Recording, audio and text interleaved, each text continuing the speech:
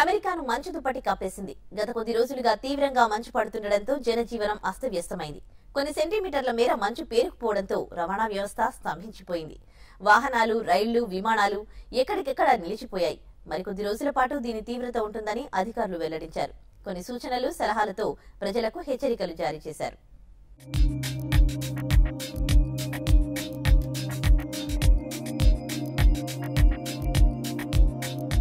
అమెరికాలో మంచు బీభత్సం సృష్టిస్తోంది.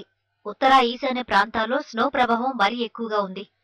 తూర్పు అమెరికాలోని బోస్టన్, మసాచుసెట్స్ తో పాటు పలు ప్రాంతాల్లో మంచు తుఫాను జనాన్ని వణికిస్తోంది. కొన్ని ప్రాంతాల్లో 33 అంగుళాల మేరకు రికార్డు స్థాయిలో మంచు పేరుకుపోయింది. అనేక రైళ్లు, విమానాలను అధికారులు రద్దు చేశారు. న్యూయార్క్ లో పరిస్థితి మరీ అధ్వాన్నంగా మారింది. కొన్ని ప్రాంతాల్లో 30 అంగుళాల మేర మంచు పేరుకుపోయింది.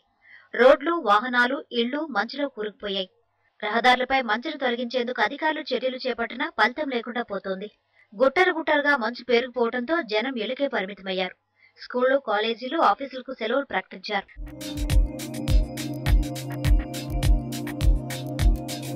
మంచు తీవ్రత కారణంగా ఫ్లైట్లు విమానాశ్రయాలకే పరిమితమయ్యాయి.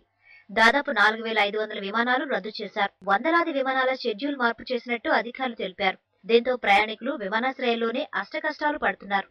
అయితే అత్యవసర సమయంలో మాత్రమే ఇళ్ల నుంచి బయటకు రావాలని అధికారులు హెచ్చరిస్తున్నారు. మరికొద్ది రోజుల పాటు స్నోఫాల్ ఉంటుందని, అప్పటి వరకు పలు జాగ్రత్తలు తీసుకోవాలని తెలిపారు.